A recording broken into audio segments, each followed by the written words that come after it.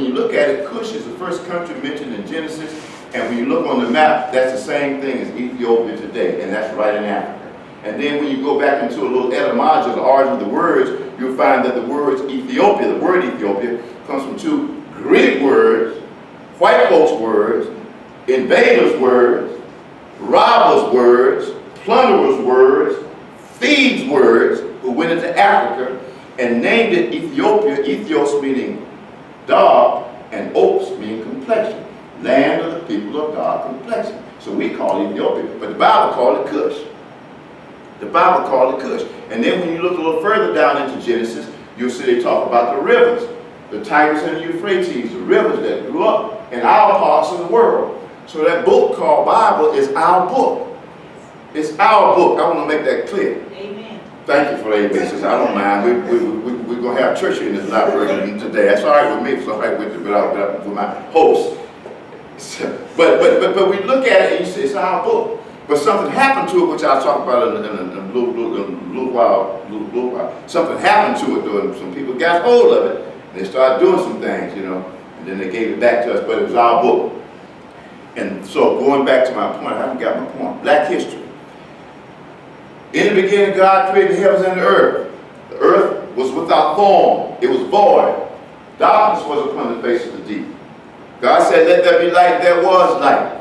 And then he went on to create the sun, the moon, the stars, the animals, the plants, alligators, the hummingbirds, the roosters, the chickens, everything around us.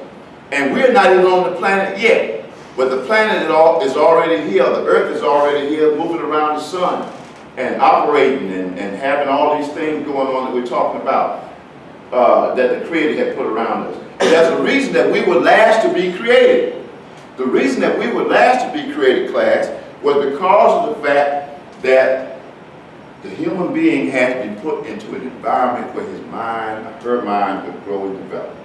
If I turn these lights off in here right now, and we leave, and let's say a baby is born within the next 10 seconds, and we leave that baby that's just born in this dark room, and we never let this baby experience anything, don't see anything, don't hear anything, don't touch anything, don't smell anything. Will that mind grow?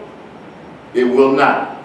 So the Creator put a classroom around us for our minds to grow on. This was the beginning of black history. Black people on the earth, early 3.5 to 4 million years ago, down by the base of Mount Kilimanjaro, early on earth, with the sun rising in the morning, with the sun setting in the evening, with the Nile rising and overflowing at a certain time of the year, with Gemini and Aquarius forming in the skies, the constellations, with coconuts and mango and apples and oranges falling off trees and sounds being made by the wind and the rain. This inspired our minds.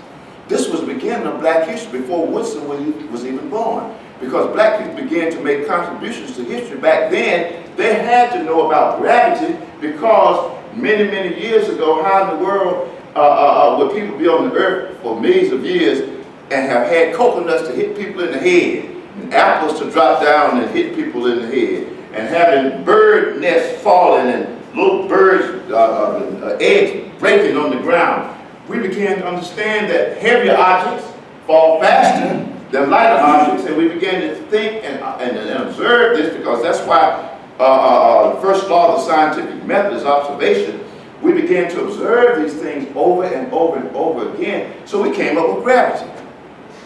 We became the first architects, the first engineers, engineered Kemet or Egypt, built the pyramids, built the obelisks.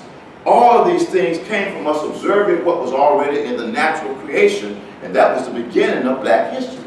Dr. Woodson got it and tried to get it in the books, of course, but African history started when human beings came onto the face of this planet. And most people don't take it back that far, but when you look at it, when we began to see things and hear things and begin to write it down and begin to talk about it in the annals and the scrolls in ancient Kemet or Egypt as it's called now, when we began to write these things down, and when people from Ethiopia began to go north into Egypt and spread not only in Egypt but through Iran, Iraq, and Pakistan and India, and all the way over into China and the Pacific Isles, black folk trekking and trotting around the earth. I mean, that's black history everywhere. Are y'all with me? Yes. Okay, I hope you're with me now.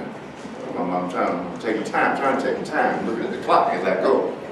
But when you look at the history, you cannot leave us out. You cannot leave us out at all. There's no way you can leave us out.